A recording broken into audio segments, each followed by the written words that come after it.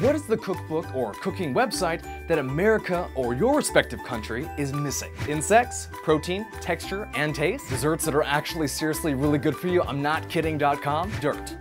Yum? Spending time in the kitchen with great chefs in Paris, Julia Child, the woman who changed cooking in America, found that for the time, simple yet wonderful French cuisine was missing in the American home. And through a turn of events, she realized how she could make it accessible to an entire nation. Well, in this 3-part series, we'll be looking at 3 awesome quotes from Julia, exploring the stories behind them, the life of Julia Child, and ultimately discovering quotes that may just change your life. Hey quoters, and welcome to Stories Behind the Quotes. So as I mentioned in part 1, Julia took a year-long professional cooking course at Le Cordon Bleu in Paris. Despite some setbacks from poor management, Julia finally earned her diploma. Excuse me, I'd like to take the test soon? Go away. No, really, I want to take the test tomorrow. Ring ring, oh hello, no, I'm not busy. No, not busy at all. In fact, I am bored to death. Upon receiving her diploma, Julia partnered with 2 of her close French friends, Louisette Bertol and Simone Fischbacher, nicknamed Simca, and started a cooking school. While teaching, Julia spent hours on each recipe they taught to ensure scientific workability. In other words, that the measurements and processes were exactly correct and ended with the same fantastic results every time. For instance, with this approach, she perfected a mayonnaise recipe while she was still attending Le Cordon Bleu. Julia made so much mayo that she and her husband Paul had to dump some of it down the toilet due to the sheer fact that they couldn't eat anymore. Paul, ready for another batch of mayo? Is this real life? Prior to the cooking school, Louisette and Simca had worked on a French cuisine book for the American market. But their previous editor failed to finish the job, so they asked Julia for her help, and she graciously accepted. Julia soon found the original 600-page manuscript to be needlessly complicated, and she worked to make it clear, informative, and accurate. But perhaps the most amazing part of what Julia Child did was that she subjected every recipe to operational proof. She strove to make everything top-notch and believed that there should be no compromise. Round 12. Tastes good, but not perfect.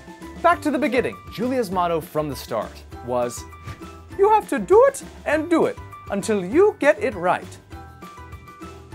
In addition to operational proof, she adjusted recipe measurements for American use and spent time finding American substitutes for French ingredients, like what American fish is comparable to this French fish. It was a huge task that she took great pleasure in. After having to rewrite the book, since the original was 700 pages long and only contained soup and poultry recipes, the book was dropped by the publisher for being too formidable at 750 pages. I can't wait to cook some desserts from this French cuisine book. All right.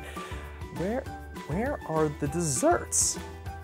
Guys, how do you feel about soup for dessert? But thanks to the great help of Simca, her good friend Avis de Soto, and editor Judith Jones, the publisher Knopf picked up the book. And after 9 years of work, in the fall of 1961, Mastering the Art of French Cooking was published and became a sensation across America. So looking back at Julia's quote, Julia accepted nothing but the best. And it was her drive to do the best that she could do that made the book a success. If it wasn't a great or absolutely delicious recipe, it wasn't included. Let that be a reminder to all of us that people can see greatness. Now, it may not be your manager or your boss, but someone out there can and will see your best if that's what you put in. So, what can we do? Well, either search for that person or just do the best we can do to the best of our ability. And know that someday, someone will recognize our earnest contribution to our community, nation, or world. You have to do it and do it until you get it right. And last but not least is today's quote question, which is, what is something you had to do over and over again until you got it right? Let me know in the comment section below. Hey quoters, thanks for watching. Please don't forget to subscribe, like, and comment. Now to watch part 3 once it's available, all you gotta do is click in this box right here. And to watch part 1, click in this box right here. And for all you mobile users out there, the video links will be available in the description below. And until next time, I'll see you guys later.